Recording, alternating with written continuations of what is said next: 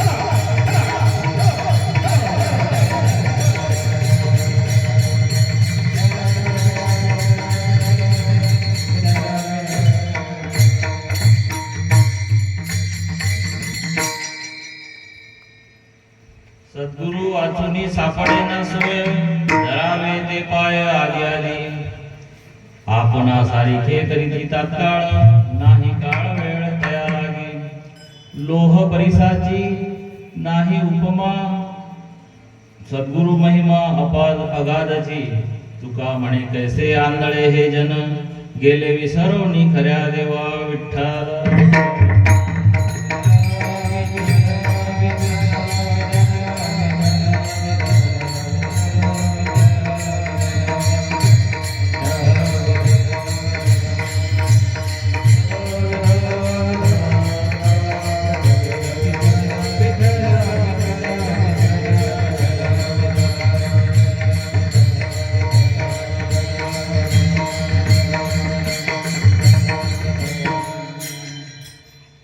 जगद्गुरु जगद्वंदनीय तुकाराम महाराजांचा हा 4 चरणांचा अभंग आहे. तुकाराम महाराज या अभंगामध्ये जे सांगतात तो भावार्थ असा आहे की सद्गुरु शिवाय सद्गुरु वाचोनी सापडेना सोय धरावे ते पाय आधी आधी म्हणजे सद्गुरु शिवाय सोय याचा अर्थ आहे आपलं जीवन जे आहे जे कृतार्थ करायचं असेल तर त्यांच्याशिवाय पर्याय नाही असा त्याचा अर्थ आहे. सद्गुरु वाचोनी सापडेना सोय धरावे ते पाय आधी आधी त्यासाठी आपण सद्गुरूच्या चरणाशी नतमस्तक झालं पाहिजे, सद्गुरू चरणाशी लीन झालं पाहिजे, सद्गुरूशी एकरूप झालं पाहिजे. आणि असं जर झालं तर आपणासारखे करीती तात्काळ नाही काळ वेळ तया लागली. आणि ते सर्वस्व सद्गुरू जे आहे ते शिष्याला देतात. म्हणजे शिष्यात इच्छे पराजय हा असं जे म्हटलं जाते की माझा शिष्य जो आहे तो माझ्यापेक्षा चांगला व्हावा अशी जी कृपा आहे ती सद्गुरूची कृपा त्या सत्शिष्याला जी आहे ती बहाल होते. आणि पुढे सांगतात की लोह परिसाची न साहे उपमा सद्गुरु महिमा अगाधची. म्हणजे या सद्गुरु कृपेला लोह परिस म्हणजे लोखंडाचं सोनं करणारा असा जो परिस आहे तो नुसतं लोखंडाचं सोनं करू शकतो पण दुसरा परिस निर्माण करण्याची ताकद जी आहे ती त्या परिसात नाही. ती ताकद म्हणजे त्याची उपमा काय द्यावी. सद्गुरु त्या शिष्याला आपणासारखे करीती तात्काळ म्हणजे आपल्यासारखेच करतात. म्हणजे सद्गुरूच्या पदावर त्या शिष्याला पोहोचवतात म्हणजे त्याला आपल्यासारखे करतात. आणि तुकाराम महाराज म्हणतात की तुका म्हणे कैसे आंधळे हे जन, म्हणजे तुकाराम महाराज म्हणतात की लोक कसे आहेत, आंधळे आहेत, गेले विसरूनी खऱ्या देवा, म्हणजे खऱ्या देवाला ओळखण्याची ताकद जी आहे, जो सद्गुरू आपल्याला परमेश्वराची ओळख करून देतो, तो परमेश्वर काय आहे प्रत्यक्ष आपल्याला माहित नाही, पण सद्गुरू आपल्याला परमेश्वर जे आहे ते समजावून सांगतात. तर अशा परमेश्वर समजावून सांगणारा जो गुरु आहे त्याला सद्गुरू म्हणतात. त्या सद्गुरूलाच आपण काय समजलं पाहिजे, परमेश्वर समजलं पाहिजे, असा भावार्थ जो आहे तो या अभंगातून आपल्याला प्रतीत होतो. विठ्ठल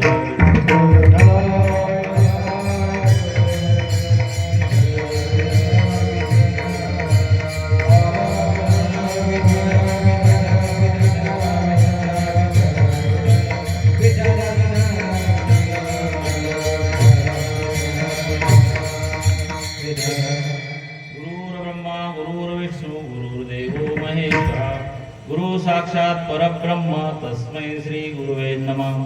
जयाचे करिता स्मरण होय सकल विद्यांचे अधिकरण, ते वंदू या श्रीचरण श्री गुरूंचे. महायोग पीठे तटे भीमरथ्याम वरम पुंडरीकाय दान्तुं समागत तिष्ठन्त आनन्दकन्दं परब्रह्मलिंगं भजे.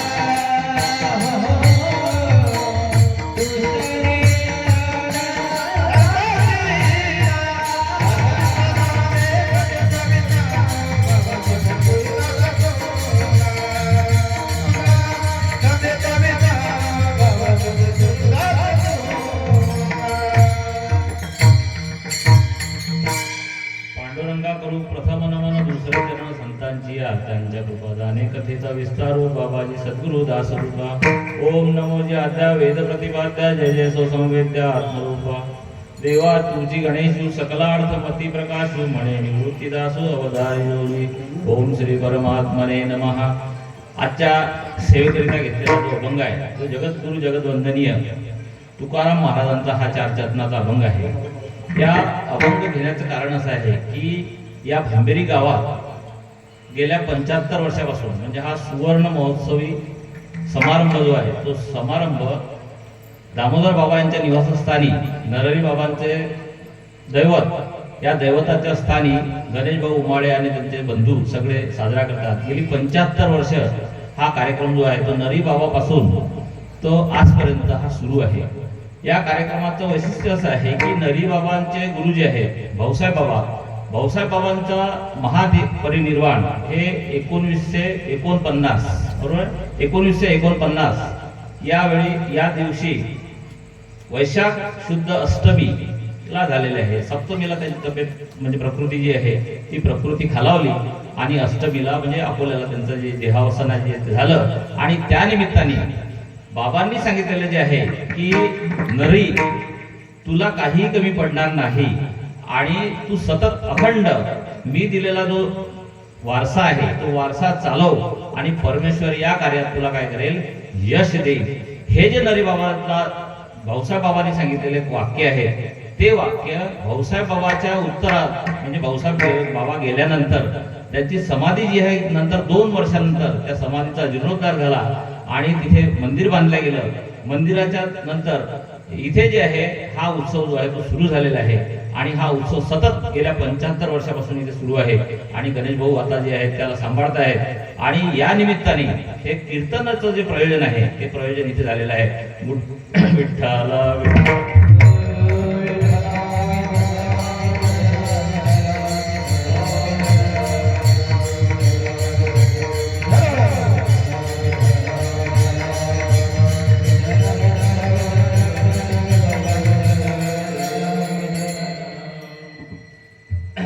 सद्गुरु वाचोनी सापडेना सोय धरावे ते पाय आधी आधी.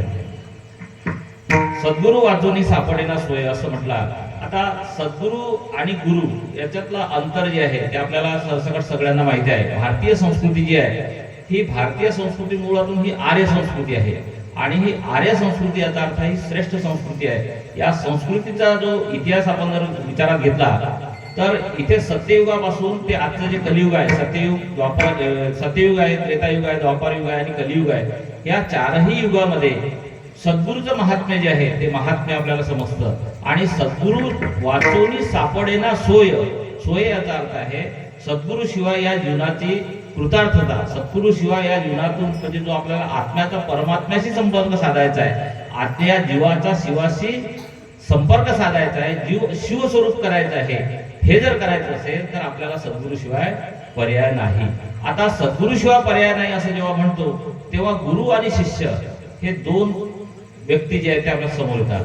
म्हणजे सद्गुरू शिवाय सापडेना सोय असं म्हटलं की सद्गुरू हे सत्शिष्य शिवाय सद्गुरू नाही आणि सद्गुरू शिवाय सत्शिष्य त्याची महती आपल्याला कळलं. म्हणून असं म्हटलं जाते की या आर्यवर्तात काय जोड्या गुरु शिष्यांच्या म्हणजे या आर्यवर्तात जोड्या गुरु शिष्यांच्या आपल्याला सापडती आणि त्यामध्ये काय आहे तर असं आपल्याला दिसते की निवृत्ती गहिनीनाथांचं जे शिष्य आहे ते गहिनीनाथांच्या शिष्यापासून शेवटचे जो आहे ते ज्ञानदेव आहे आणि ज्ञानदेवापर्यंतची जी परंपरा आहे आदिनाथ गुरु सकळ सिद्धांता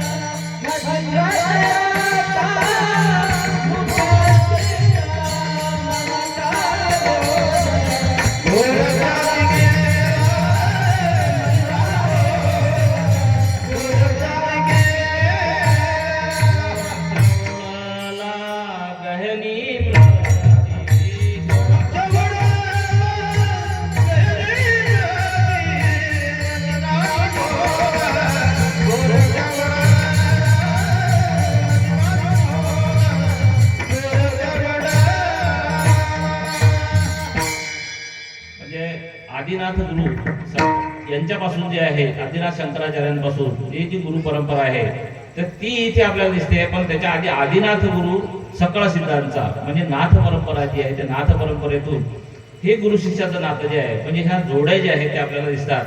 म्हणजे आदिनाथ गुरु सकळ सिद्धांचा मच्छिंद्र तयांचा मुख्य शिष्य. मच्छिंद्राने बोध गोरक्षासी केला, गोरक्ष ओढला गहिनीप्रती, गहिनी प्रसादे निवृत्ती दातार ज्ञानदेवा सार सोजविले. म्हणजे ही जी परंपरा आहे या परंपरेत आपल्याला दिसतं की आदिनाथांपासून ते ज्ञानदेवांपर्यंत ही गुरु परंपरा जी आहे ती परंपरा आलेली आहे. अशीच परंपरा जी आहे ही ओळख जी आहे ती या परंपरेची आपल्याला होते आहे. म्हणजे नामदेवांचं जे शिष्य आहे ते नामदेवांपासून आपल्याला असं दिसते की ते शिष्यत्व पत्करताना आपल्याला असं दिसते की नामदेवांपासून इथे समर्थ रामदास स्वामींपर्यंत ही परंपरा आपल्याला आलेली आहे. म्हणजे गुरु शिष्यांच्या जोड्या या आर्यवर्तात जे आहे ते आपल्याला दिसतात. म्हणजे गुरु आणि शिष्य याच्याशिवाय हे जे आहे परंपरा जी आहे भारतीय संस्कृती जी आहे ती भारतीय संस्कृती पुढे वाटचाल करत नाही. आता या गुरु शिष्य परंपरेचं वैशिष्ट्य काय आहे तर वैशिष्ट्य असं आहे की गुरु जो आहे तो गुरु आता गुरु सगळ्या दृष्टीने आपल्याला दिसतं की आपल्याला जर एखाद्या कलेत प्रवीण व्हायचं असेल, काही विचार जो आहे तो आपल्याला शिकायचा असेल तर पहिल्यांदा आपल्याला सत्शिष्य कसा असावा, म्हणजे सत्शिष्य हा कसा असला पाहिजे, सत्शिष्य मुळातून हा तत्पर असला पाहिजे, सत्शिष्य हा आळसी नसावा, सत्शिष्य हा गुरुच्या वचनाचं तंतोतंत पालन करणारा असावा. म्हणजे सत्शिष्याला स्वतःला अशी जिजीविषा म्हणजे इच्छा व्हावी की मी हे काय केलं पाहिजे, शिकलं पाहिजे. म्हणजे ज्याला मनातून असं वाटत असेल की मी ही कला जी आहे ती शिकलं पाहिजे, जसं इथे मृदंगाचार्य आहे, मला जर वाजवता आला पाहिजे असं जर मला शिकायचं असेल तर मला पहिल्यांदा मृदुंगाचार्य जे आहे त्या मृदुंगाचार्यांपर्यंत मी गेलं पाहिजे. आणि मृदुंगाचार्यांपर्यंत मी गेल्यानंतर मृदुंगाचार्यांच्या चरणाशी मी नतमस्तक झालं पाहिजे आणि त्यांना मी उत्सुकतेपोटी काय केलं पाहिजे, विचारलं पाहिजे की मला मृदुंग शिकायचं आहे आणि मृदुंग शिकताना मी पहिल्यांदा त्याच्यावर कोणता बोल घ्यायला पाहिजे. मग मृदुंगाचार्य जेव्हा आपल्याला सांगतात की ता असा घे आणि ता असा घेतल्यानंतर त्यांनी सांगितलेले जे बोट आहेत ते बोट जर आपण त्या दृष्टीने वाजवायला शिकलो आणि नंतर आपल्याला तो ता जमला की नाही जमला म्हणून आपण जर त्यांना सतत विचार केलो की महाराज हे बरोबर आहे का, तेव्हा त्या शिकवणाऱ्या गुरुला असं वाटतं की हा विशेष कसा आहे की आपलं हे जे ज्ञान आहे ते ज्ञान ग्रहण करण्याच्या योग्यतेचं आहे. म्हणजे त्याची तत्परता जी आहे ती तत्परता ज्ञानाप्रती असली पाहिजे. तसंच जे आहे की जे आता पोरं आपल्याला दिसतात शाळा महाविद्यालयांमध्ये शिकताना, महाविद्यालयामध्ये प्रामुख्याने जे मेडिकल लाईनला जाणारे विद्यार्थी आहेत ते विद्यार्थी आपल्याला जेव्हा दिसतात की मला डॉक्टर व्हायचं आहे असं ज्याने ठरवलं असेल तो विद्यार्थी पहिल्यांदा 11वी-12वीच्या वेळीच आपला नीटची तयारी जी आहे ती तयारी करतो आणि ती तयारी करत असताना त्याला शिकवणारे शिक्षक जे आहेत त्या शिक्षकांच्या चरणाशी नतमस्तक होतो. जेव्हा जेव्हा त्याला जिथे जिथे प्रश्न पडतो तिथे तिथे तो प्रश्न जो आहे तो काय करतो, तो समजून घेण्याचा प्रयत्न करतो आणि समजून घेतल्यानंतर त्या गुरुनी जेव्हा त्याला सांगितलं असेल की या प्रश्नाचं उत्तर असं असं काढायचं आहे, असं असं तुला जायचं आहे, तेव्हा तुला त्या प्रश्नाची उत्तर होईल आणि योग्य उत्तर जे आहे ते तुला प्राप्त होईल. म्हणजे सांगण्याचा अर्थ असेल लौकिकातला जर तुम्हाला काही प्रश्न असेल, लौकिकातला जर तुम्हाला प्रगती करायची असेल, जे भौतिक जग म्हणतो आम्ही, या भौतिक जगातलं जर तुम्हाला जर प्रगती करायची असेल तर आपल्याला शिष्याला गुरुपर्यंत जावं लागतंय आणि गुरुनी शिष्याला जे द्यायचं ते ज्ञान गुरुही सहजासहजी देत नाहीत. तेही त्यांचा तो शिष्य जो आहे तो कसा असला पाहिजे, उत्तम लक्षणीय असला पाहिजे, तत्पर असला पाहिजे, आळसी नसला पाहिजे आणि त्याला ज्ञानाची जी विषय म्हणजे इच्छा जी आहे ती तीव्र असली पाहिजे. तरच ते ज्ञान जे आहे ते ज्ञान ते काय करतात, देतात. म्हणजे ह्या दृष्टीने आपण जर विचार केला तर सद्गुरु हा जो आहे हा आपल्या जीवनाचं परम कल्याण, ज्याला आपण सापडेना सोय असं म्हणतात. सोय याचा अर्थ कल्याण. म्हणजे आपल्या जीवनाचं जर कल्याण करायचं असेल तर सद्गुरु शिवाय आपल्याला पर्याय नाही. म्हणजे सद्गुरु जे आहे ते सद्गुरुच्या जीवनातून काय करतात, माणसाला तारून देतात. त्यासाठी तुकाराम महाराज पहिल्या अभंगाच्या पहिल्या चरणात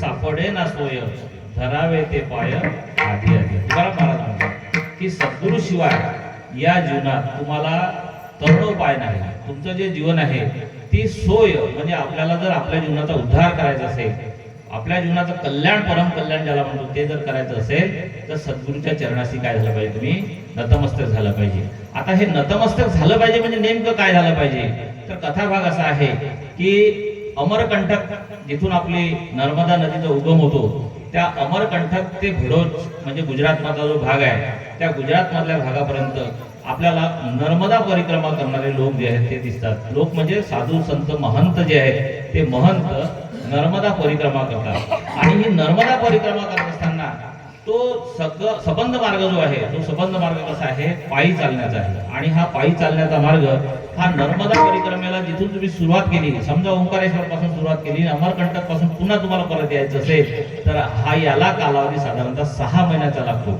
आणि या 6 महिन्याच्या पायी चालण्याच्या कालावधीमध्ये संत महात्मे जे आहेत ते संत महात्मे सतत परमेश्वराचं नामस्मरण चिंतन जे आहे ते चिंतन करत आपल्याला नर्मदा परिक्रमा करताना दिसतात. आणि नर्मदा परिक्रमा करायला जेव्हा आपण जातो, म्हणजे मी प्रत्यक्ष जेव्हा गेलो, मी पायी नाही केली पण मी गाडीने केली, पण नर्मदा परिक्रमा करताना असं आपल्याला जाणवतं की जिथे जिथे तुम्ही थांबाल तिथे तिथे तिथले लोक जे आहेत ते त्या विशिष्ट त्या गावातले, त्या खेड्यातले, त्या ग्रामीण भागातले ते लोक तुमच्या समोर धावून येतात. आणि धावून आल्यानंतर तुमच्या चरणाची सेवा पहिल्यांदा तुमचं प्रक्षालन जे आहे पद प्रक्षालन ते करतात आणि तुम्हाला सांगतात तुम्हाला काय हवं आहे. पहिल्यांदा चहा पाणी असेल ते तुम्हाला काय हवं असेल ते सगळी व्यवस्था जी आहे ती करतात. आता इथे जे साधू महात्मे जे आहेत हे साधू महात्मे जेव्हा जातात तेव्हा इतरांच्या घरचं नुसतं फुकट खात नाही. जसं आपण वार्या करतो, वार्या करताना आपण आता इथून लोक गुरुवारच्या गुरुवारी आपल्याला शेगावला वारी करताना दिसतात. वारीचा उद्देश मुळातून काय आहे की एकाच ठिकाणी पुन्हा पुन्हा जाणे म्हणजे वारी करणे. मग वारी करणे हा जर उद्देश असेल तर ती वारी कशासाठी करतो, वारी करणे याचा अर्थ आहे की घरापासून ते शेगाव पर्यंत आम्ही सतत परमेश्वराचं काय केलं पाहिजे, नामचिंतन केलं पाहिजे. त्या नामात आम्ही दंग झालं पाहिजे, तल्लीन झालं पाहिजे.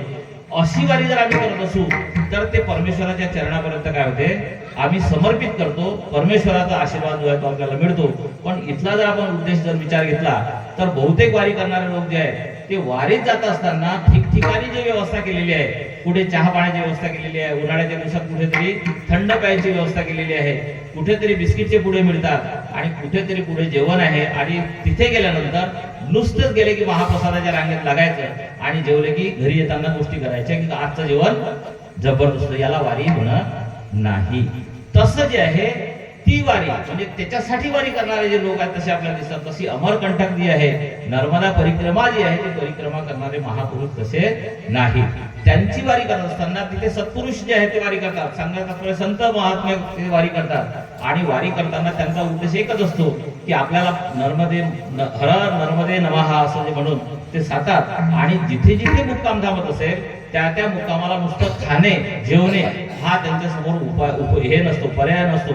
तिथे गेल्यानंतर आपण परमेश्वराचं नामस्मरण केलं पाहिजे. ज्या खेड्यात ज्या ठिकाणी आम्ही मुक्कामा राहावं तिथे काहीतरी लोकांना बोध केला पाहिजे. म्हणजे जे जे आपण अशी ठावे ते इतरांशी सांगावे, शहाणे करून सोडावे. सगळं जनांचे समर्थन आपला स्वामी म्हणतात त्या पद्धतीप्रमाणे तिथे काय करतात, प्रत्येक ठिकाणी ज्याला प्रवचन करता येत असेल तो प्रवचन करतो, ज्याला कीर्तन करता येत असेल तो कीर्तन करतो. असाच एका ठिकाणी एका गावात एक महात्मे जे आहेत ते महात्मे प्रवचन करायसाठी एका मंदिराला शोधतात आणि त्या मंदिरात त्यांचा मुक्काम असतो. आणि मंदिराची जी व्यवस्थापन समिती आहे ती व्यवस्थापन समिती त्यांची जेवणाची सगळी राहण्याची व्यवस्था करते. आणि ते तिथे सांगतात की आज आम्हाला इथे काय करायचं आहे, प्रवचन करायचं आहे. जे श्रोते 4-2 लोक जमत असतील ते श्रोते तेवढे जमू द्या आणि आम्हाला प्रवचन काय करायचं आहे असं म्हणतात ना.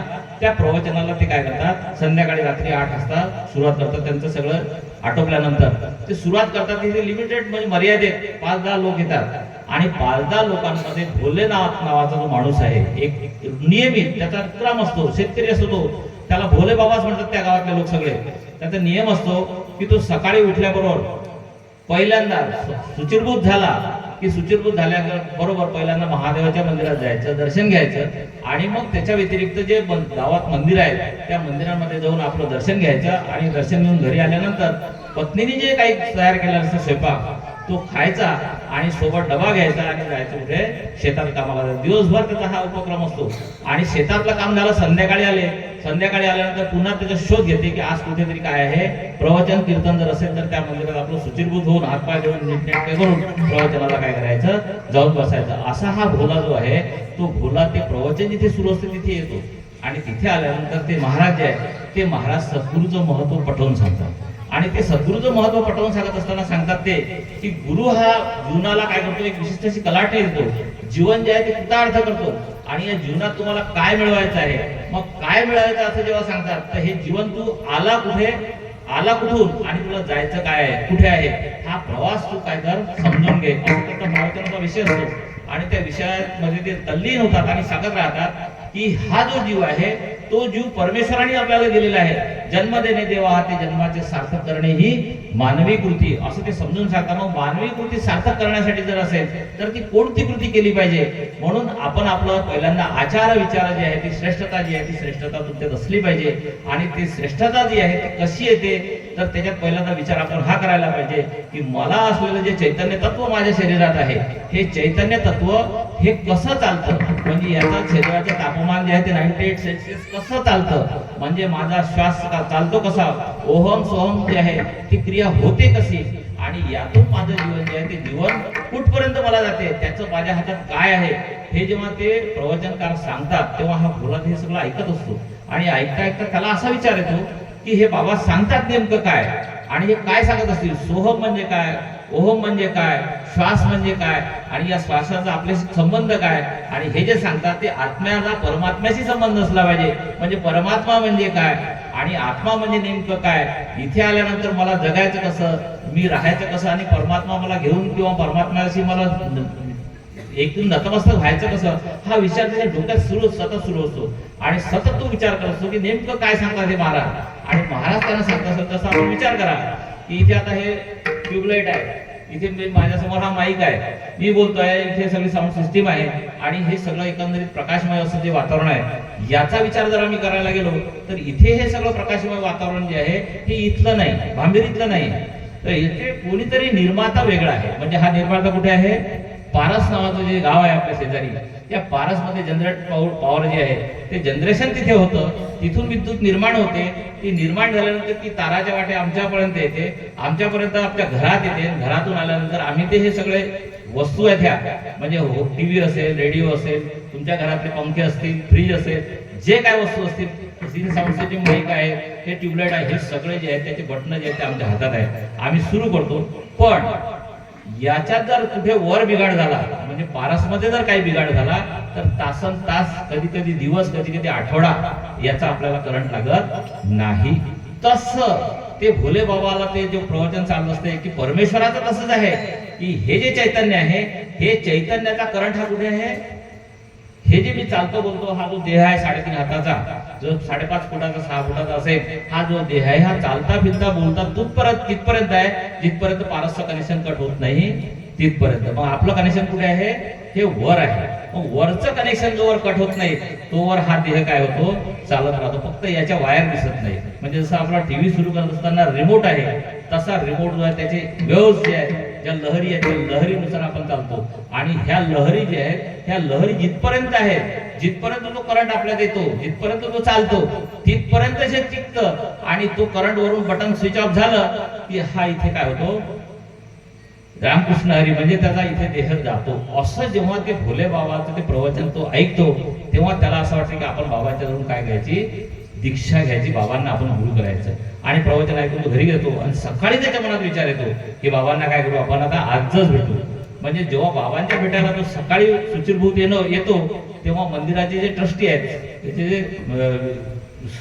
हे आहेत समन्वयक आहे, त्या समन्वयकांना जे विचारतोय बाबाजी कुठे आहेत, ते म्हणतात ते प्रवचन केलं रात्री निघून गेले. त्याला असं वाटतं हे आपल्या नशिबात नव्हतं. म्हणजे आपल्या जीवनाचा उद्धार जो आहे, सोय जे आहे, कल्याण जे आहे, कल्याण व्हायची वेळ अजून यायची आहे. म्हणजे सद्गुरू जो आहे तोही तुम्हाला काही काळाने तुमची प्रारब्ध असेल तेव्हाच तो सापडतो. म्हणजे सद्गुरू काही गेला मला गुरु करायचा आहे, मला गुरु करायचा आहे म्हणून गुरु तुम्हाला सापडेल तसं नाही. आणि गुरु जे दिसतात तुम्हाला आता अलीकडे, म्हणजे मी त्यासारखा मी उभं राहिलो, कीर्तनकार म्हणून उभा राहिलो म्हणून मी काही गुरुच्या लायकीचा नाही. भगवे कपडे घालणारा जर असेल तर तो काही गुरु असतो असं नाही. काही काही गुरुचे प्रकार आपल्याला वेगवेगळे दिसतात.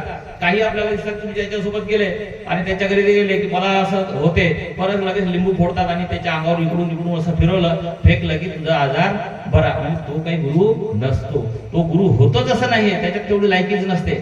म्हणजे गुरु जो आहे तो गुरु कसा असावा हे जे आहे हे जसं अवलंबून आहे.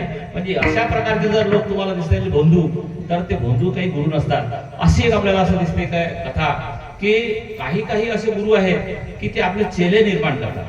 चेले निर्माण करतात म्हणजे माझं गुरुत्व जे आहे, मी गुरु आहे असं तुम्ही सांगावं, त्याच्यासाठी ते गुरुत्व जे आहे ते स्वीकारतात आणि लोकांना त्याचे जे काही चमत्कार जे आहेत ते चमत्कार आपल्याला सांगायला लावतात.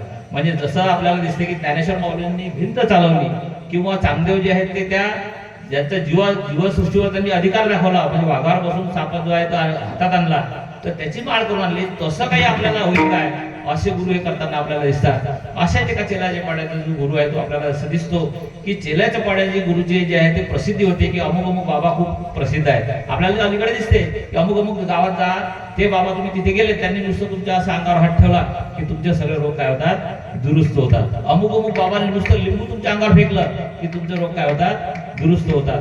तुमच्या घरची परिस्थिती जर काही वाईट असेल आणि अमुक बाबाने तुम्हाला अमुक काही सांगितलं की हे असं करा, तुम्ही तुमच्या घराच्या भोवती 4-5 चक्रा मारा, तुमच्या घरातलं दैन्य दारिद्र्य किंवा संकट जे आहे ते नष्ट होतील. असे बाबा जे आहेत ते त्याची प्रसिद्धी करणारे लोक आपल्याला खूप दिसतात. असे प्रसिद्धी करणारे जे लोक आहेत त्या प्रसिद्धी करणाऱ्यांमध्ये एक बाबा असे दिसतात की तो त्यांचा शिष्य संप्रदाय जमा करतो आणि ते बाबा त्या शिष्य संप्रदायात सांगतात की मी आता येणार आहे, तुझ्या गावाला माझी स्वारी येणार आहे आणि तिथे तुला काय करायचं आहे, व्यवस्था करायची आहे. आणि ही व्यवस्था कशी करायची आहे तर माझा लवाजमा जो आहे तो आल्यानंतर त्याची सगळी सागर संगीत अशी पूजा जी आहे ती तुला बांधायची आहे. शिष्य हुशार असतात. शिष्य बाबा जसं म्हणजे जसा राजा तसे प्रजा असं जसं म्हणतो तसा गुरु तसे शिष्य आपल्याला असं दिसतात. आणि हा शिष्य त्यांना म्हणतो ठीक आहे बाबा तुम्ही या.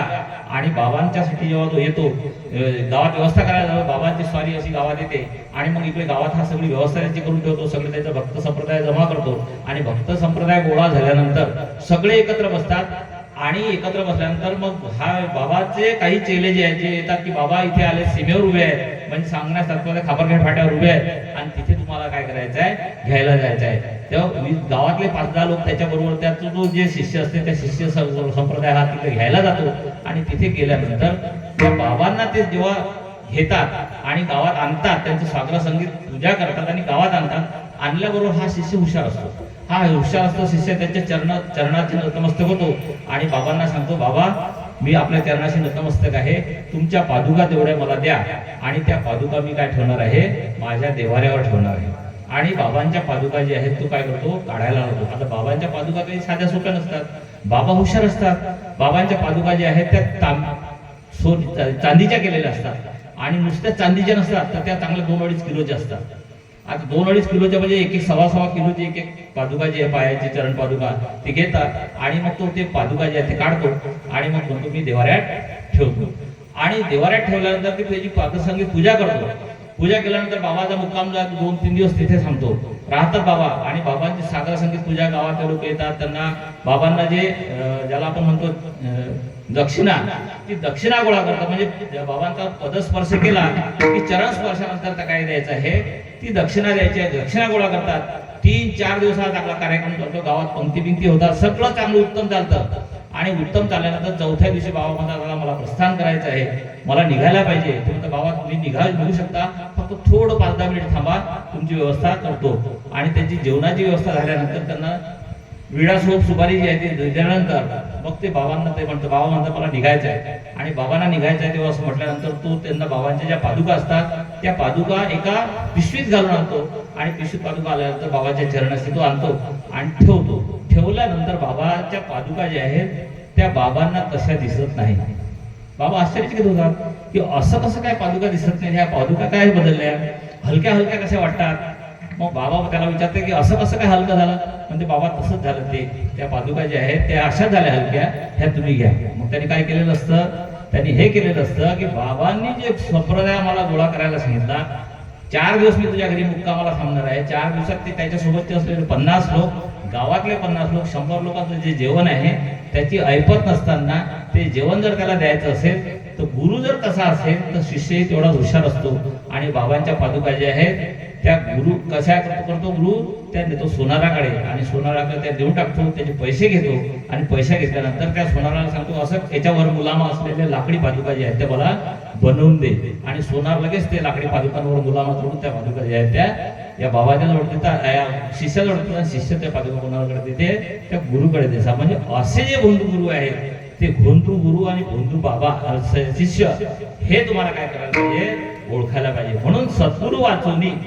मग सद्गुरु कोणते असावे, तर सद्गुरु हा कसा असला पाहिजे, निरीश्य असला पाहिजे. म्हणजे कोणतीही इच्छा ही त्याच्यात नसावी. म्हणजे सद्गुरु हा जो आहे हा गुरु, सद्गुरु हा सद्गुरुच असला पाहिजे. म्हणजे त्याला इच्छा नसावी, त्याचं पाठांतर जे आहे ते योग्य असावं. पाठांतराच्या व्यतिरिक्त त्यांनी त्याचा कुठलीही इच्छा न करता शिष्याला आपल्या सर्वस्व जे आहे ते सर्वस्व काय करावं, दान करावं. म्हणजे गुरुर ब्रह्मा गुरुर विष्णू गुरुर्देव महेश्वरा गुरु साक्षात परब्रह्म तस्मै श्री गुरुवे नमः असं जे म्हणतो, तसं ते गुरु जे आहे त्या गुरुचं महत्व जे आहे ते आपल्याला दिसतं. तर या गुरुच्यासाठी ते सांगतात की असं हे जे आहे, हे जे शिष्य आहे हा शिष्य संप्रदाय आणि हा इथे भोला, या भोलामध्ये हा फरक दिसतो. भोला हा शिष्य काय असतो, त्यांना नम्र झालेला असतो, विनम्र झालेला असतो. आणि मग ज्या पुन्हा जेव्हा वारी येते तेव्हा तिथे दुसरे महाराज येतात आणि महाराज झाल्यानंतर महाराजांचं प्रवचन सुरू होते आणि ते महाराज द्वैती विचाराचे असतात. द्वैती विचाराचे अर्थ असा आहे की परमेश्वर वेगळा आणि मी वेगळा. म्हणजे परमेश्वर हा माझा बाप आहे आणि मी त्याचा काय आहे, सेवक आहे. जसं उदाहरण आहे की मी जे सांगितलं की लोह परिसाची न सहाय उपमा, तसं परीस जो आहे तो लोखंडाचं सोनं करतो, पण ते झालेलं सोनं हे पुन्हा ते सोनं जे आहे ते दुसऱ्या लोखंडाला जर लावलं तर त्याचं सोनं होत नाही. अशी जी विचारधारा आहे त्या विचारधारेचं प्रवचन करणारे असे जे गुरु आहेत ते गुरु तिथे येतात आणि त्या गुरुच्या माध्यमातून हा प्रवचन ते ऐकतो आणि गुरु हे करतात, कृष्णाचं वर्णन करतात. ते नयनम मधुरम असितम मधुरम वदरम मधुरम सदरम मधुरम मधुराधिपते रखिलम मधुरम. म्हणजे कृष्णाचं वर्णन करतात ते. आणि मग कृष्णाचं वर्णन करता करता ते सांगतात, कृष्ण माझी माता, कृष्ण माता, कृष्ण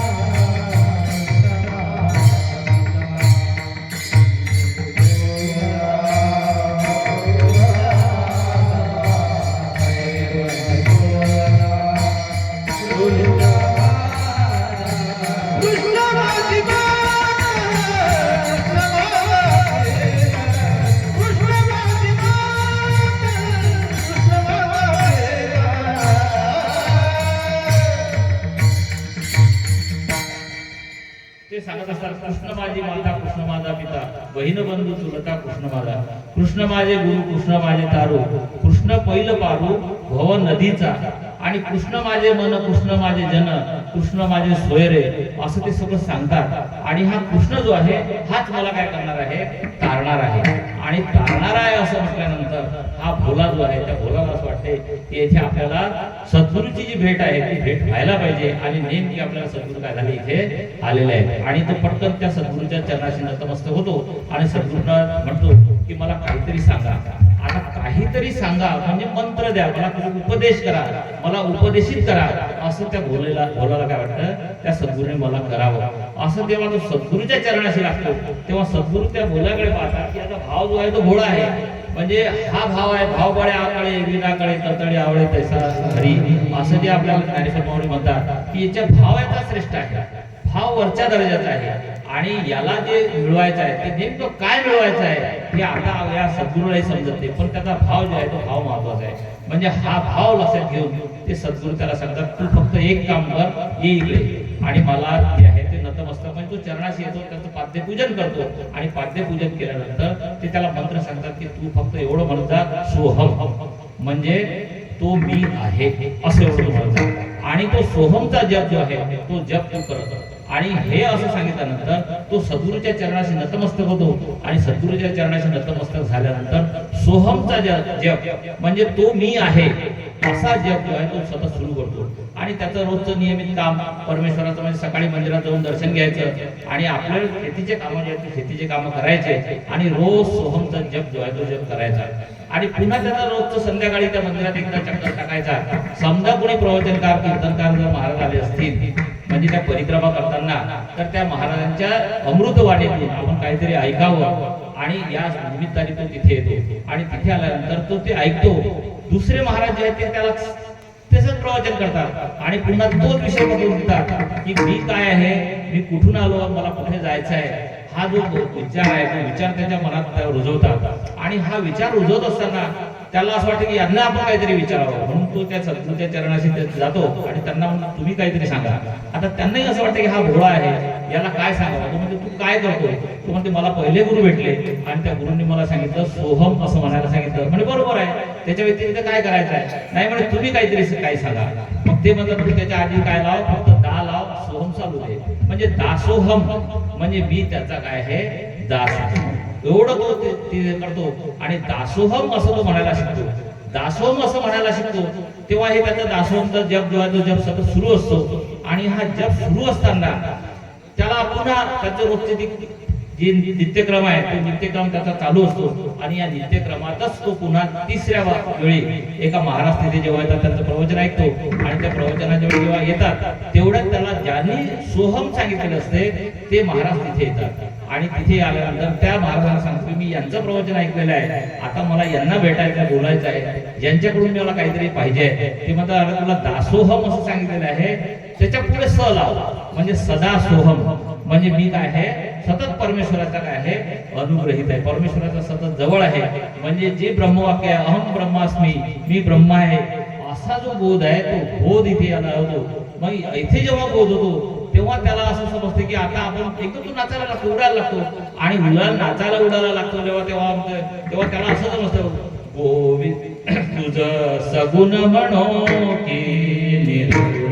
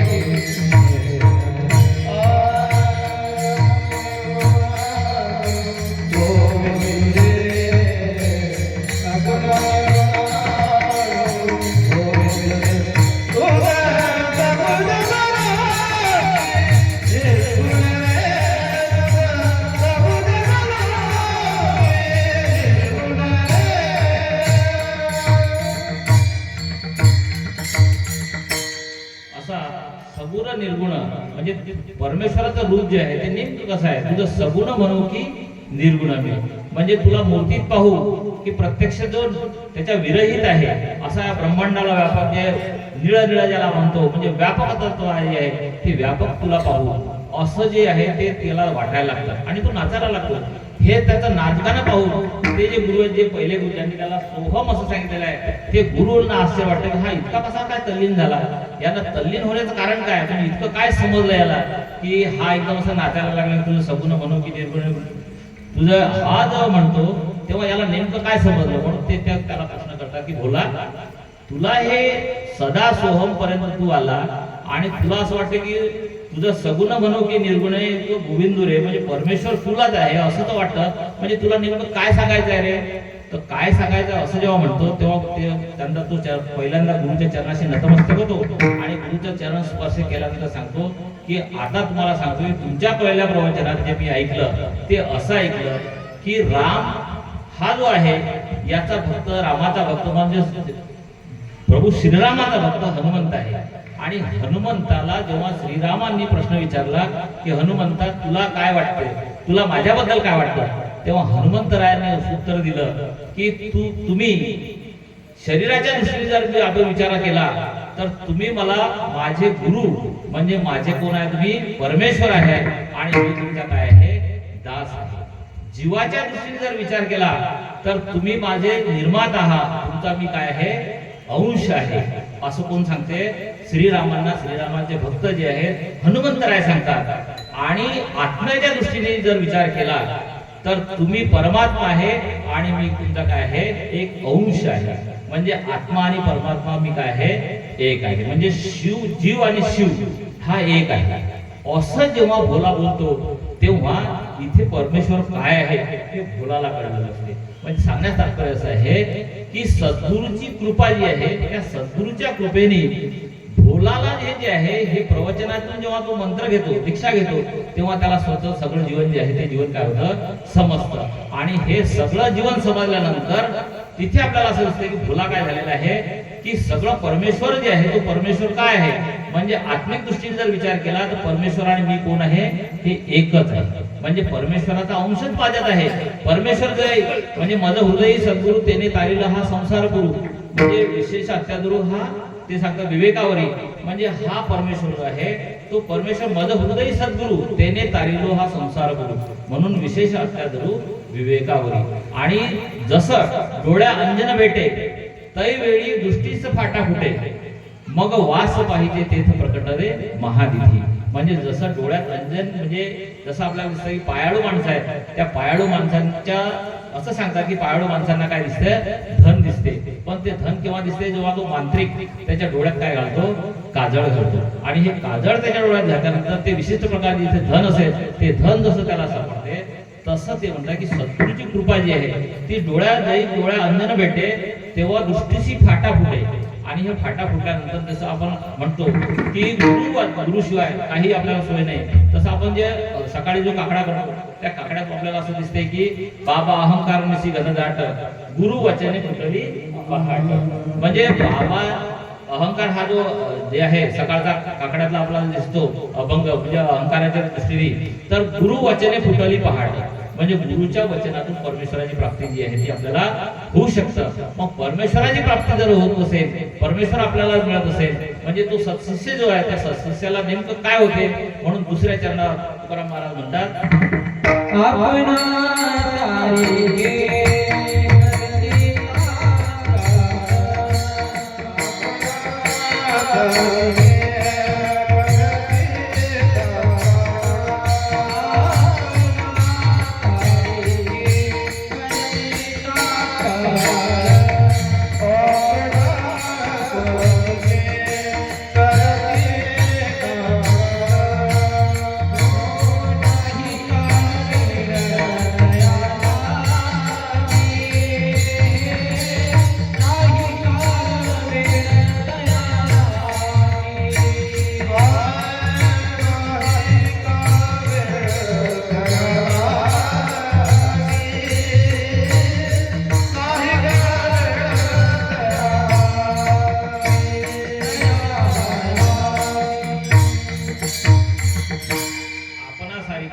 तत्काळ नाही काळ वेळ तया लागे. म्हणजे गुरुची कृपा जर झाली, जसा भोला जो आहे त्या भोल्याला परमेश्वर काय आहे हे जेव्हा तो त्याच्या उत्तरातून सांगतो की हनुमंतरायाच्या चरणाशी लागल्या, हनुमंतराय श्रीरामाच्या चरणाशी लागल्यानंतर श्रीराम काय आहे ते हनुमंतराय जसं सांगतात, तसं भोला जो आहे तो भोला कसा आहे याचा आपल्याला असं दिसते की करीती तात्काळ आपणासारखी. म्हणजे करीती तात्काळ आपल्यासारखी नाही काळ वेळ तयार लागली. आता करीती तात्काळ आपल्यासारखी असं जेव्हा म्हणतो तेव्हा आपल्याला मीराबाई जे आहे त्या मीराबाई आठवतात. आणि मीराबाईंचं जर आपण भजन जर ऐकले तर मीराबाई आपल्याला सगळं मीरा भजन जे आहे त्या भजनात ती दंग असते. मीराबाईचं चरित्र जर तुम्ही घेतलं तर आपल्याला जे दिसते की मीराबाई ही राजाची राणी आहे, तिचं लग्न झालेलं आहे, पण त्याच्या आधीचा इतिहास असा असतो की ती जी त्या रतन सिंगाची जी पत्नी मुलगी आहे त्या मुलीला लग्न करायची इच्छा जी आहे ती इच्छा होते बालपणी, म्हणजे जेव्हा ती वयाच्या 7व्या वर्षाची असते तेव्हा तिला इच्छा होते आणि तिची आई तिला समजावून सांगते की या वयात लग्न करायचं नाही, पण तुझं लग्न झालेलं आहे. पण ती का म्हणते असं? कारण तिच्या एका मोठ्या बहिणीचं लग्न जे आहे ती लग्न ती पाहते, ती प्रतीच्या घरी ती असते, ती सुखात नांदते, म्हणून ती त्या आईला काय करते, सतत विनंती करते की तू माझं काय करून दे, लग्न करून दे. आणि लग्न करून दे असं जेव्हा तो बाल हट्ट असतो, त्या आईला माहित असते की हिला लग्न म्हणजे काय हे कळत नाही, लग्न म्हणजे काय आहे, हा पुढे संसार काय आहे हे कळत नाही, आणि ही लग्नाचा हट्ट करते आहे. आणि लग्नाचा हट्ट करते म्हणून ती आई तिला समजावण्याच्या सुरुवात म्हणजे बाल समजून काढणे या दृष्टीने ती आई त्या काय सांगते त्या मीराबाईला की तुझं लग्न आपल्या देवाऱ्यात बसलेले जे गोपाल कृष्ण आहेत त्या गोवर्धन कृष्ण, गोपाल कृष्ण गोवर्धन कृष्ण जे आहे त्या गोवर्धन कृष्णाशी तुझं लग्न झालेलं आहे आणि तू त्याची काय आहे, पत्नी आहे, असं त्या मीराबाईला सांगितलं जाते. आणि मीराबाई इतकी खुश असते की मीराबाईला ते समजत नाही लग्न काय आहे, संसार काय हे अजिबात समजत नाही, पण गोवर्धन कृष्णाशी काय झालेलं आहे, आपलं लग्न झालेलं आहे. आणि गोवर्धन कृष्णाच्या त्या सेवेत ती सतत तिचे काय करत असते, भजन करते. मीरा लागी लगन असं जे आपण भजन हो गई मगन,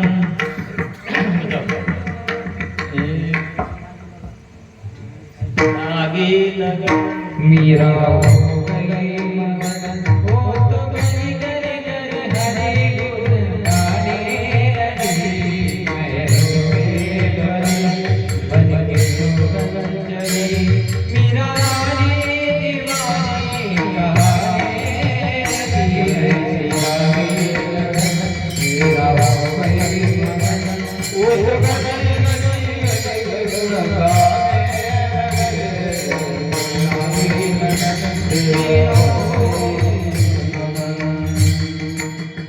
मीराबाई अशी जी आहे ही त्या बाबतीत तल्लीन असते, पण तल्लीन असताना मीराबाई आहे तेव्हा ती भोज राजाची पत्नी असते. आणि हा राजा भोज जो आहे तो भोज त्या मीरेला काय करत असतो, छळत असतो, तिला त्रास देतो, तिला विष का प्यायला तिचा पती जो आहे तो देतो, त्या विषयाच्या पहिला ती पिते, तिच्या अंतःकरणातला परमेश्वर आहे तो परमेश्वर काळा निळा होतो अशा कथा सगळ्यांना आपल्याला माहित आहे. ती घेते आणि हे सगळं करत असताना जी मीरा आहे हिच्या घरी काम करणारी एक जी मोलकरीण आहे ती मोलकरीणीच्या घरात साफसफाई करायला येत असते.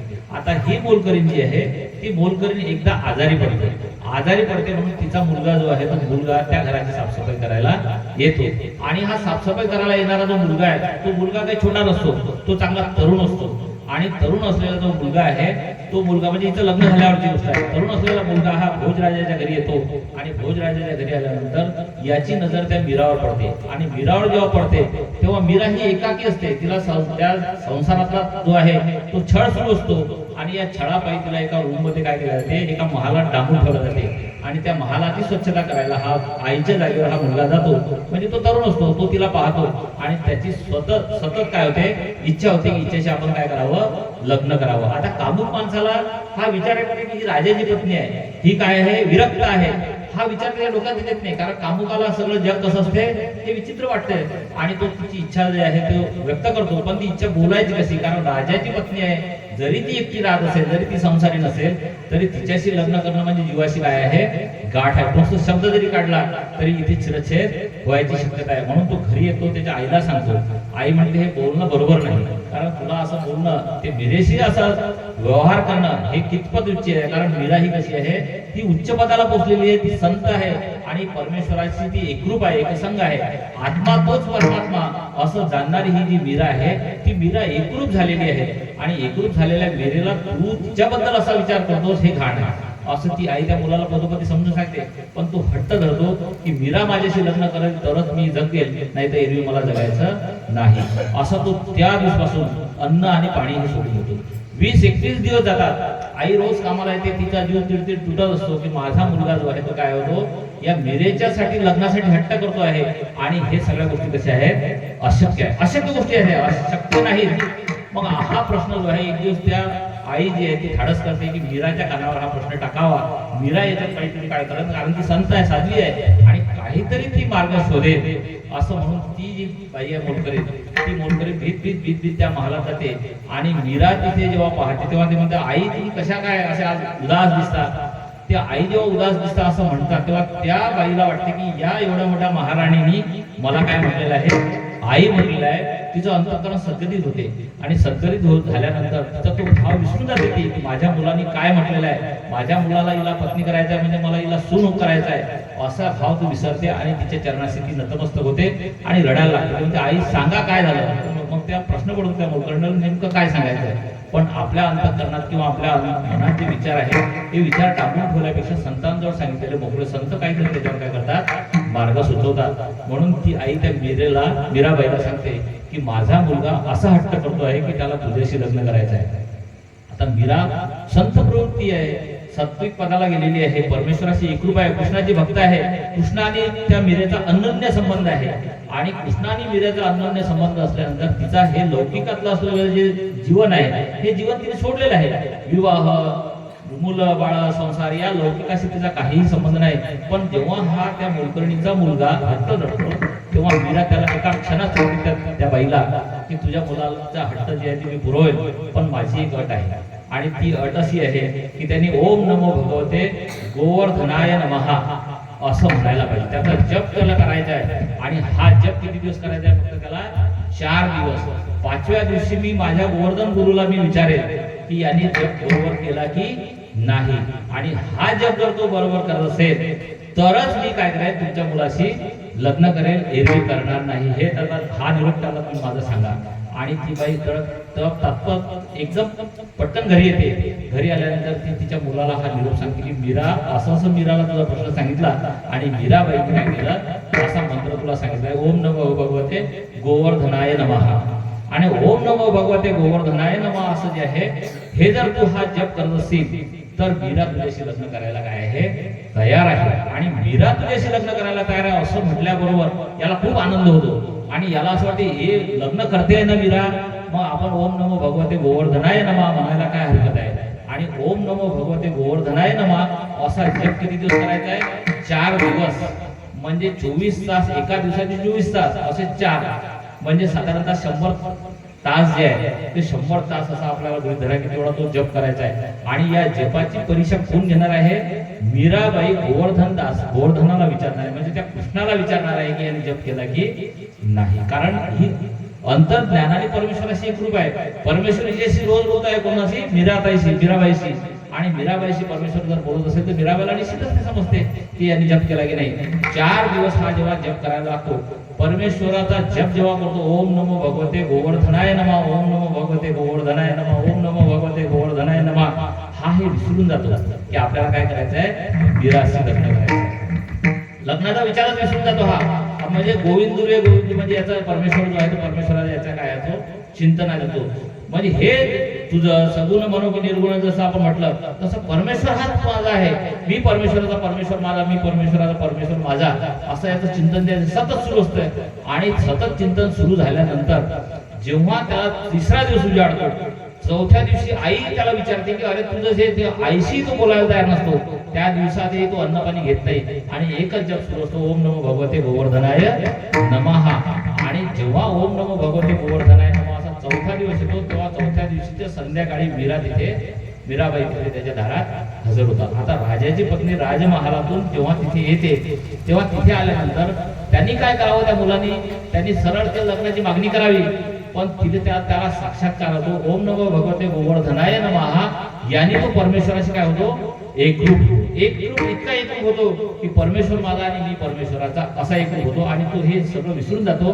पटकन आल्याबरोबर मीराबाईचे काय होतो, चरणाला नमस्कार करतो, म्हणजे त्यांच्या चरणाशी नतमस्तक होतो. आणि जेव्हा चरणाशी नतमस्तक होतो तेव्हा या मोलकरीण बाईला प्रश्न पडतो की आता मीरा काय करणार आहे. तर जेव्हा त्या डोक्यावर हट्ट होतो तेव्हा तो त्या मीराबाईला काय करतो, स्वतःचा गुरु मानतो आणि त्याची काय होतो, एकरूप होतो. म्हणजे करीती तात्काळ आपणासारखे. मग इथे जे तात्काळ आहे ते परमेश्वराची कृपा अशी आहे. म्हणजे परमेश्वराची कृपा जर अशी होत असेल तर परमेश्वर नेमकं तुम्हाला काय करतो, त्याच्या सारखा करतो. म्हणजे ही सगळी गुरुची कृपा आहे. म्हणजे गुरु शिवाय हे कसं आहे, अशक्य आहे. मग गुरुनी हे जर मार्गदर्शन दिला असेल तर गुरुच्या तेवढी ताकद आहे, त्याच्या मंत्रात तेवढी ताकद आहे, त्याच्या बोलण्यात तेवढी ताकद आहे. कारण गुरुचं आचरण जे आहे ते आचरण श्रेष्ठ प्रतीचं आहे, उच्च दर्जाचं आहे. म्हणजे गुरु हा जो आहे तो वरच्या पातळीवरचा आहे आणि त्याची भक्ती जी आहे ती परमेश्वराच्या प्रती तेवढी वरच्या पातळीची आहे. म्हणजे मीराबाईच्या बोलण्याने काय होतं, त्या मोलकर्णीच्या मुलाला अंतःकरणात परमेश्वराचा वास होतो, निवास होतो आणि त्याच्या अंतःकरणात असलेला जो परमेश्वर आहे तो परमेश्वर जागा होतो आणि त्याच्या ज्या लौकिकातल्या भावना असतात त्या लौकिकातल्या भावना विसरून तो काय होतो परमेश्वराशी एकरूप होऊन त्याच्या कोणासारखा होतो त्या मीरेसारखा होतो. म्हणजे मीरा जशी परमेश्वराशी एकरूप आहे तसा तो परमेश्वराशी एकरूप होतो. म्हणजे असा हा परमेश्वराची एकरूप जेव्हा होतो तेव्हा आपल्याला असं दिसतंय की करीती तात्काळ आपणासारखे करीती नाही काळ वेळ तया लागला. आणि तिथे तिसऱ्या चरणाचा लोह परिसाची तुकाराम महाराज म्हणतात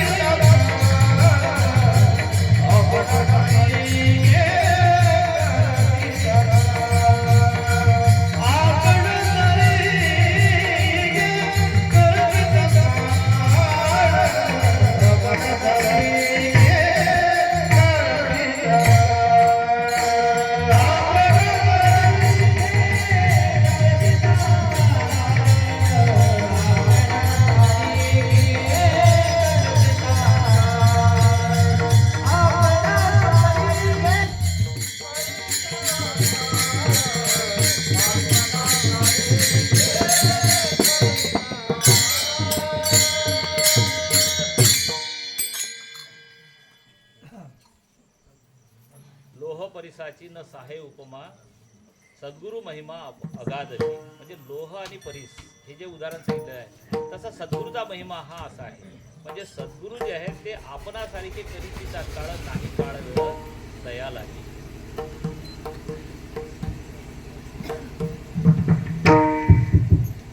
लोह परिसाची न साहे उपमा सद्गुरु महिमा अगाधची. आता सद्गुरू जे आहे ते आपल्यासारखाच आपल्या शिष्याला जे आहे म्हणजे सत्शिष्य जो आहे तो शिष्य जर समर्पित असेल तर त्या समर्पित शिष्याला तसं आपल्यासारखं करतात. आता तसं आपल्यासारखं करतात तेव्हा आपल्याला असा विचार येतो की तुम्ही भाऊसाहेब बाबांचं चरित्र जर भाऊसाहेब कथामृत हा जो ग्रंथ जो आहे तो जर तुम्ही वाचला तर त्या कथामृतामध्ये आपल्याला असं दिसतं की भाऊसाहेब बाबांची चरण सेवा जी आहे ती चरण सेवा नरहरी बाबा हे त्यांच्या बालपणापासून जे आहे ते करायला लागले. आणि बालपणापासून जेव्हा करायला लागले तेव्हा नरहरी बाबा हे इथे नव्हते राहत. नरहरी बाबा शाळेच्या जवळ राहायचे आणि शाळेच्या जवळ राहत असताना नरहरी बाबाचा जो जीवनक्रम आहे तो जीवनक्रम असा होता की ते सतत शेतात जाणे, शेतातून आल्यानंतर संध्याकाळी जेव्हा यायचे तेव्हा आल्यानंतर पहिल्यांदा काय करायचे बाबांच्या दर्शनाला जायचे. कुणाच्या भाऊसाहेब बाबांच्या दर्शनाला जायचे आणि भाऊसाहेब बाबांचं दर्शन घेतलं की भाऊसाहेब बाबांचं दर्शन घेतल्यानंतर घरी यायचे. हा सुरुवातीचा त्यांचा क्रम.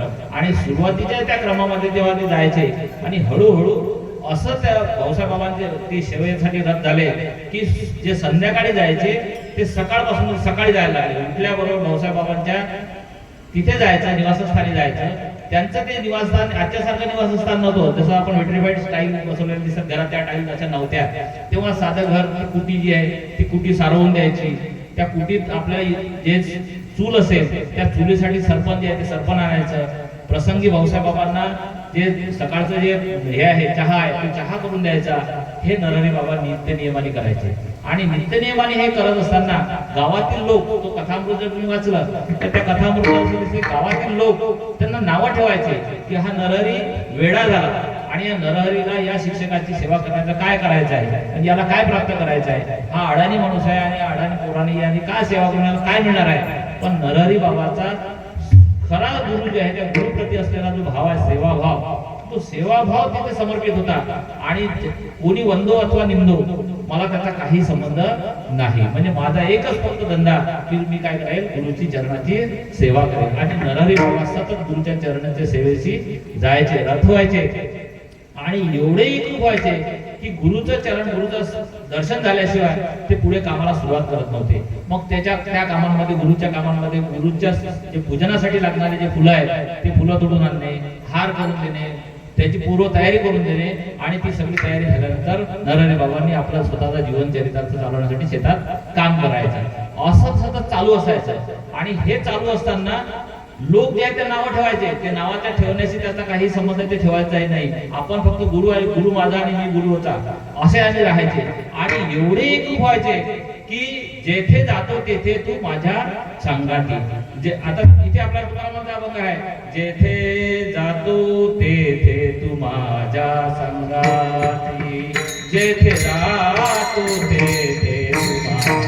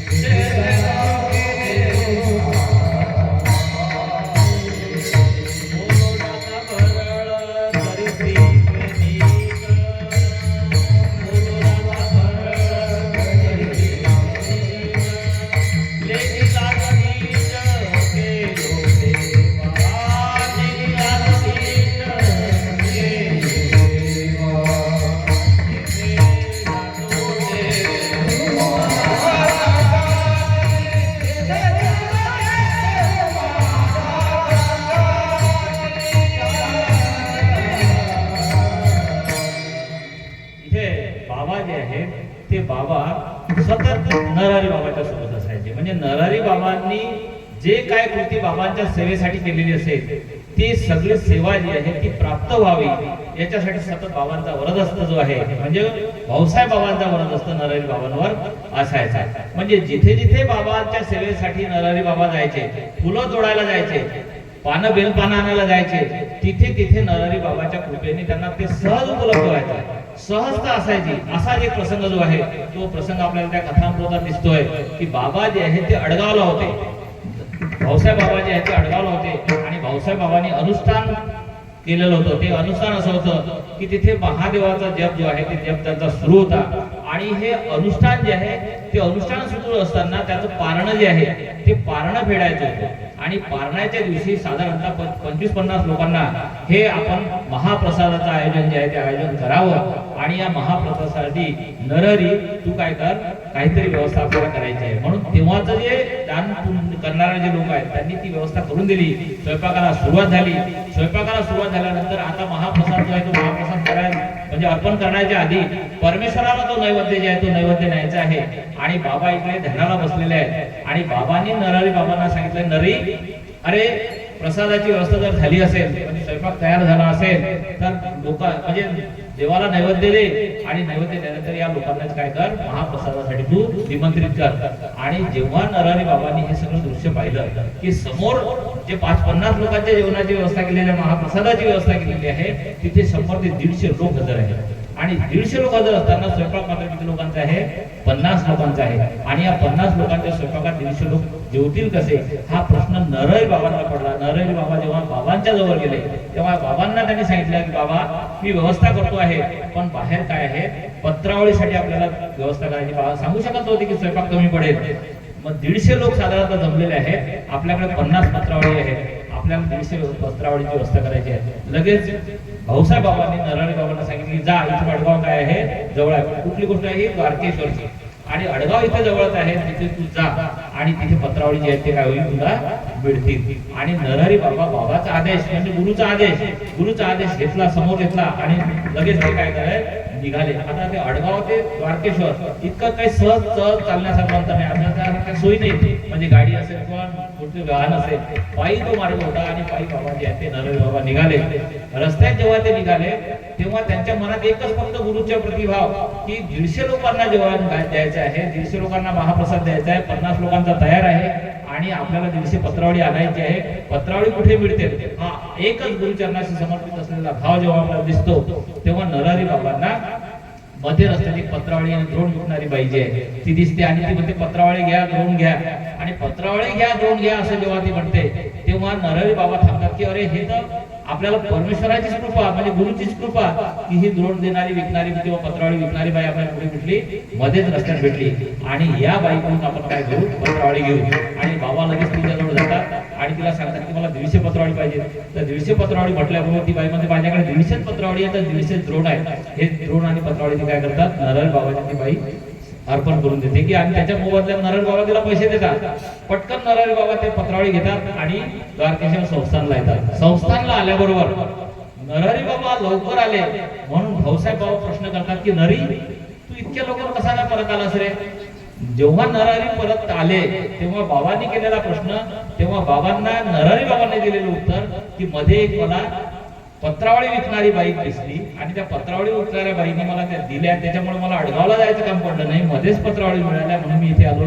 नरहरी बाबांनी जेव्हा हा प्रसंग भाऊसाहेब बाबांना सांगितला तेव्हा भाऊसाहेब बाबा म्हणाले की तू भाग्यवान आहेस. नरहरी तू काय आहे, भाग्यवान आहेस. अरे तुला पार्वतीने काय केलेलं आहे, दर्शन दिलेलं. पटकन जा, ती बाई जिथे असेल तिथे त्या बाईचं दर्शन घेऊन ये. आणि जेव्हा नरहरी बाबा निघाले तेव्हा लांब आले म्हणजे सगळा जंगल ढूंढून काढला, पण ती बाई काही दिसली नाही. बाबा म्हणायला लागले की तुझ्या परमेश्वराची कृपा की परमेश्वराने म्हणजे माता पार्वतीने तुला काय केलेलं आहे, दर्शन दिलेलं आहे. आणि ते दर्शन मला नाही झालं.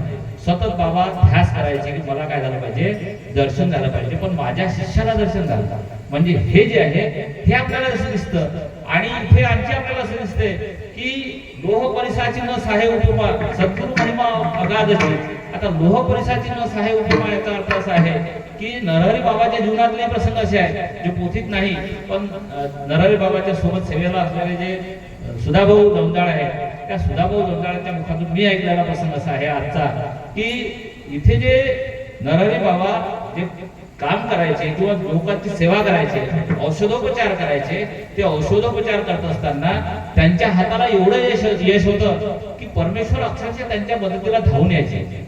आणि ते धावून आलेलं परमेश्वर हे त्यांच्या शब्दाला तसंच काय करायचे, जिवंत व्हायचे, म्हणजे ती शक्ती त्यांना द्यायची. प्रसंग भाऊंनी मला असं सांगितला की पूर्णेचं दर्शन करायला जेव्हा ते चालले होते तेव्हा त्यांच्यासोबत असलेल्या एका व्यक्तीचं, त्याचं नाव विसरलो मी, गंगाराम या व्यक्तीचं नाव विसरलो तुम्ही. गंगाराम भाऊंचं पोट मध्ये रस्त्यात दुखायला लागलं आणि ते दुखायला लागल्यानंतर ते एवढे लोळायला लागले की त्यांचं पोट काही केलं थांबेना.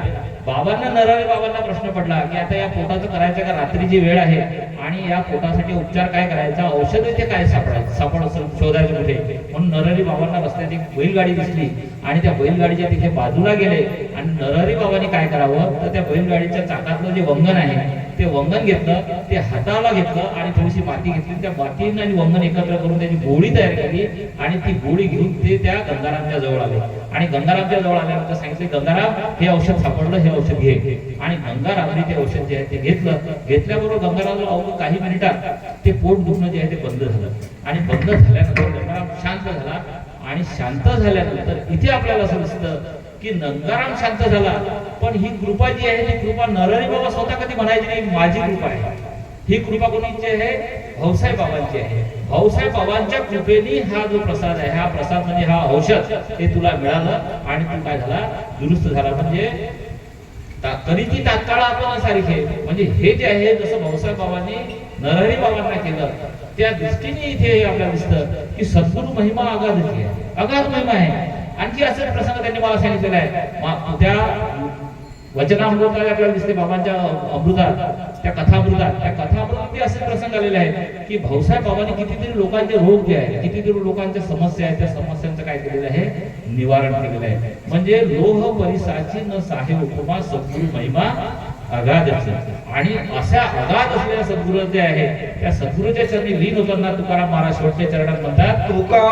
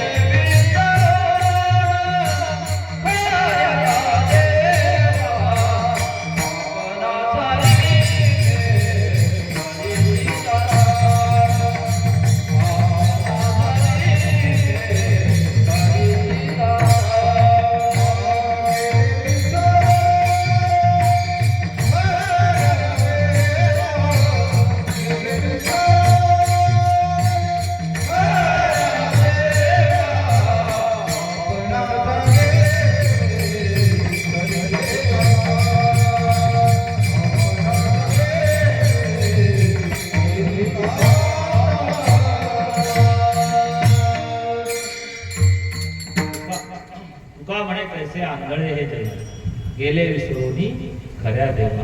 म्हणजे असा सद्गुरूचा महिमा जो आहे तो महिमा इथे आहे. म्हणजे करीती तात्काळ आपणासारखे नाही काळ वेळ तया लागी. म्हणजे परमेश्वर जो आहे तो परमेश्वर कसा आहे हे जे आहे ते कोणाच्या माध्यमातून आपल्याला बघायचं आहे? सद्गुरूच्या माध्यमातून बघायचं आहे. म्हणजे सद्गुरू आपल्याला परमेश्वर कसा आहे समजून सांगतात.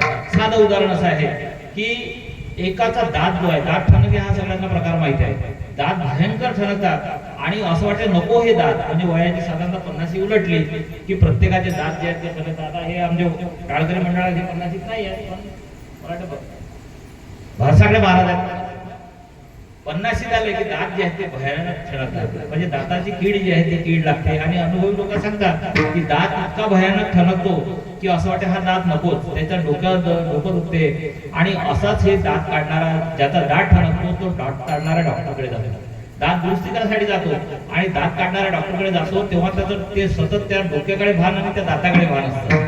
आणि हे दातांनी डोक्याचं सतत त्याचं चिंतन सुरू असतं. तिथे एक माणूस तिथे आलेला असतो, तो हसत असतो, तो याचं दुःख पाहून हसतो. याला असं वाटतं की याचा दात तिथे हाई दाताच्या डॉक्टरकडे आला, हा हसतो आणि मी इकडे डोक्याने काय आहे त्रासित आहे आणि मला असं वाटतं की डॉक्टरने दात काढला ठीक व्यवस्थित, नाही तर पुन्हा म्हणजे समजा दात काढता काढता जर समजा जास्ती रक्त निघालं, माझं रक्त दाबलं जाईल, दात खराब होईल, माझं सगळं शरीर जे आहे ते डोकं एखाद्या वेळी खराब होईल अशी भीती त्याला भयंकर वाटत असते. मग ही भीती जी आहे ती भीती त्याला वाटत असते. समोरचा माणूस हसत असतो आणि मग हसता हसता तू सहज त्याला विचारते, अरे बाबा तू मला का बरं हसतो? तुम्ही हसतो नाही तर मी तुला हसवाय पहिल्यांदा आले का तुम्ही दात काढायला म्हणे हो पहिल्यांदा आलो म्हणजे तुम्ही मी त्याच्या आधी येऊन गेलो म्हणे दात काढायला. डॉक्टर खूप चांगले आहे, डॉक्टर काय आहे खूप चांगले आहे. तुमचा दात काढला तुम्हाला पत्ता लागणार, इतका सुंदर त्याचा हात हलका आहे आणि त्यांची जी ट्रीटमेंट आहे ती खूप सोपी आहे. म्हणजे दात नुसत्या दाताला फक्त स्पर्श झाल्यासारखं वाटेल आणि अलगद दात निघेल, तुम्हाला पत्ताही लागणार नाही. आणि दात निघाल्यानंतर पटकन तो दात काय होतो तो दुखणं बंद होऊन जातो, तुम्हाला खूप आराम पडेल. आता असं म्हटल्यानंतर याचा जर दात ठणकत असतो, तो ठणकत असलेला दात त्याला विचारतो तुम्हाला कसं काय आहे म्हणे मी याच्या आधी दात काढले आहे. कोण सांगतो? तो हसणारा पेशंट या पेशंटला दुखणाऱ्या पेशंटला सांगतो की मी याच्या आधी दात काढलेला आहे. मग याच्या आधी दात काढलेला आहे हा पेशंट सांगतो की डॉक्टर कसा आहे चांगला आहे. प्रत्यक्ष याला माहित नाही पण पेशंट सांगतो की हा डॉक्टर काय आहे चांगला आहे. असं जेव्हा त्याला सांगतो तेव्हा त्याला समजतं की खरं डॉक्टर काय आहे चांगला आहे. मग हा डॉक्टर चांगला आहे असं जर आपल्याला त्या पेशंटच्या माध्यमातून समजलं, तसा परमेश्वर कसा आहे हे जर आपल्याला कोणी समजून सांगत असेल तर परमेश्वर कसा आहे ते सांगते कोण? सद्गुरू सांगतात. म्हणजे गुरुच्या शिवाय परमेश्वर आपल्याला समजत नाही.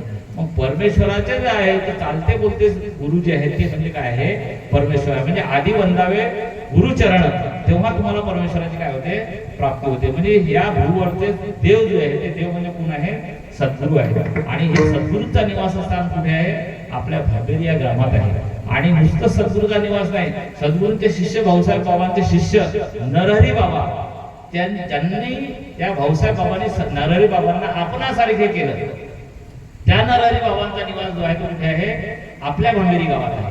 आणि आपल्या भांबेरी गावातच एक चमत्कार असा आहे की नरहरी बाबांचे चिरंजीव दामोदर बाबा, हे दामोदर बाबा पूर्व आयुष्यात म्हणजे जोवर ते आयुर्वेदाची प्रॅक्टिस करत नव्हते त्याच्या पूर्व आयुष्यात त्याच्यावर फारसा काही असं श्रद्धा नव्हती. पण चमत्कार असा झाला की भाऊसाहेब बाबांच्या कृपेने नरहरी बाबांना सगळी विद्या जी आहे हे ज्ञान जे आहे ते ज्ञान मिळालं. नाही ज्ञानेन पवित्र निदम काय आहे उत्तमम, असं गीतेत जे सांगितलं आहे की ज्ञानाशिवाय या जगात दुसरं काही पवित्र नाही. म्हणजे ज्ञानानेच माणूस काय होतो तरुण जातो. आणि हे ज्ञान जे आहे ते ज्ञान झालं पाहिजे. याच्यासाठी ज्ञानी माणसाजवळ जाण्यासाठी गुरु शिष्य जे आहे ते शिष्य तळमळ करतात. पण इथे गुरु प्रत्यक्ष काय आहे हजर आहे. त्याचा साक्षात्कार जो आहे जेव्हा नरहरी बाबा गेले तेव्हा दामोदर बाबांना ती अंत्ययात्रा म्हणजे नरहरी बाबांची जी गावातून मिरवणूक निघत होती त्या मिरवणुकीच्या वेळी दामोदर बाबांना नरहरी बाबाचा काय झाला आशीर्वाद झाला. आणि आशीर्वाद प्राप्त झाल्यामुळं नरहरी बाबांचं जे आयुर्वेदाचं ज्ञान आहे ते कोणाला आलं? दामोदर बाबांना आलं. दामोदर बाबांनी स्वतंत्र अशी कुठेही साधना केलेली गावातल्या लोकांना माहित आहे. कोणाला असं विदित नाही की त्यांनी साधना केली. पण ही कृपा कोणाची आहे? सद्गुरूची कृपा आहे. म्हणजे सद्गुरूच्या कृपेने नरहरी बाबाच्या कृपेने दामोदर बाबांना काय झालं ही प्राप्ती झाली. आणि करी ती तात्काळ आपण सारखी म्हणजे आपल्या सारखं केलं. म्हणजे सांगण्याचा अर्थ असा आहे की ही जी सेवा आहे ती सेवा त्यांना सर्व सेवा हा दारवंठा काय आहे परमेश्वराच्या बंद जाण्याचा सेवा हा दारवंठा आहे. आणि तीच सेवा जी आहे ती सध्या कोण करते आहे? नरहरी बाबाचे नातू म्हणजे गणेश भाऊ उमाळे हे करतात सेवा. म्हणजे सांगण्यास तात्पर्य आहे गुरु सेवेचं हे जे व्रत आहे ते व्रत या घरात परंपरेने काय करते आहे चालते आहे. म्हणजे हे जे आहे इथे परमेश्वर आहे. म्हणजे परमेश्वर जो आहे तो सद्गुरू वाचवणी सापडेना सोय धरावे ते पाय आधी आधी. म्हणजे या भाबेरी गावातल्या ग्रामस्थांनी हा सतत विचार जर डोक्यात ठेवला की माझ्या गावात ईश्वर आहे. सद्गुरू म्हणजे कोण? ईश्वर आहे. ईश्वराचा निवास जर या माझ्या गावात आहे तर निश्चितच मी कसं वागलं पाहिजे? चांगलं वागलं पाहिजे. मग चांगलं वागलं पाहिजे याचा अर्थ गावातले जे काही व्यवसाय चालतात जे वाईट व्यवसाय आहे त्या वाईट व्यवसाय चालू नये आणि जे चालवणारे आहेत त्यांना प्रतिसाद आपण देऊ नये हे आपलं कर्तव्य आहे. म्हणजे जे श्रोते ऐकतात इथे बसलेले आणि ज्यांना आवाज जातो त्या श्रोत्यांनी हे लक्षात घेतलं पाहिजे की हा इथे निवासस्थान कोणाचं आहे?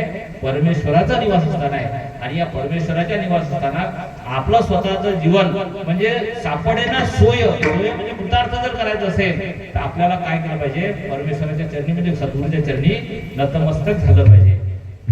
ज्ञानेश्वर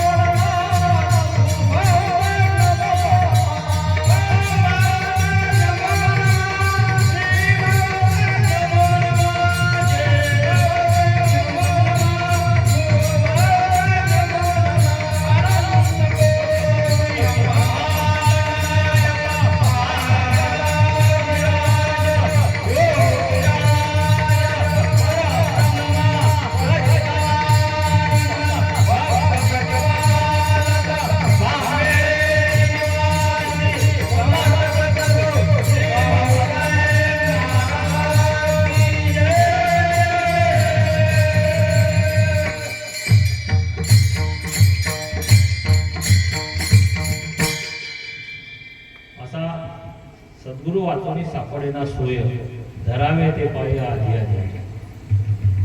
आपणासारिखे करीती तात्काळ, नाही काळ वेळ तया लागे. लोह परिसाची न साहे उपमा, सद्गुरु महिमा अगाधजी. तुका म्हणे कैसे आंधळे हे जन, गेले विसरूनी खऱ्या देवा. या जगद्गुरु जगद्वंदनीय तुकारामांचा हा अभंग तो मी आधाराला घेतला. त्याचं कारण असे आहे की सद्गुरूचं महात्म्य जे आहे, ते सद्गुरूचं महात्म्य थोडं थोडं का असेना, जे माझ्या आकलनात आहे तेवढं मी आपल्या समोर त्याचा भावार्थ जो आहे तो ठेवण्याचा प्रयत्न केला. आणि याच्या पलीकडेही तुम्हाला याचे अनुभव जास्ती आहे. इथले लोक स्थानिक आहेत, त्यांना आधी अनुभव आहे. म्हणून बोलिले लेकुरे वेळी वाकुडी उत्तरे, करा क्षमा अपराध, असं जे आहे ते मी म्हणतो. आणि माझी जी सेवा आहे ती माझ्या परीने मला जेवढं आकलनात आलं, माझ्या बुद्धीचा जो आवाक आहे त्या बुद्धीच्या आवाक्याप्रमाणे मी माझा आकलनातलं जे निरूपण आहे ते निरूपण तुमच्यापर्यंत पोचलं. बाकी जे बोललो असेल वेळेवाकडे ते माझी चूक, माझा अपराध क्षमा करावा. चांगलं वाटत असेल ते आपण स्वीकारावं अशी मी आपल्या चरणी प्रार्थना करतो. आणि या कार्यक्रमासाठी प्रामुख्याने मृदुंगाचार्य, आपले गायनाचार्य त्या आणि हे विनिकरी बाबा, आपले सेवाधारी, या सगळ्यांनी उत्तम सहकार्य केलं. मी माझी मर्यादा जी आहे ती पहिल्यांदा सांगितली की मी काही आळंदी रिटर्न कीर्तनकार नाही. मी इथेच घडलेला महाविद्यालयातून तयार झालेला कीर्तनकार आहे. आणि किती कीर्तन मी नारदीय कीर्तन महाविद्यालयात शिकलो आणि वारकरी कीर्तन करण्याचा प्रयत्न करतो आहे. म्हणजे मी कीर्तन करतोच, मला कीर्तन येतेच अशातला काही भाग नाही. पण परमेश्वराच्या चरणी आपली सेवा समर्पित करावी असा एक भाव माझ्या अंतःकरणात असतो आणि तो मी आपल्या समोर ठेवण्याचा प्रयत्न केला. ज्ञानेश्वर विठ्ठल